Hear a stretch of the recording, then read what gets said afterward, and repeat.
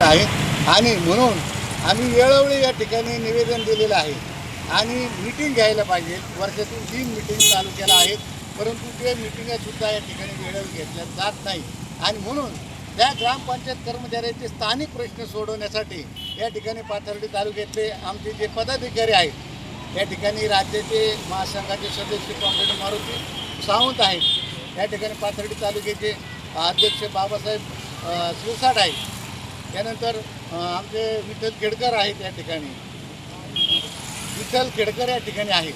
हे सर्व पदाधिकारी या ठिकाणी जमलेले आहेत आणि आम्ही यापूर्वी निवेदन दिलेलं आहे पंचायत समितीला आणि या ठिकाणी जे काही अधिकारी आलेले आहेत त्यांनी आमचा हा प्रश्न सोडवावा.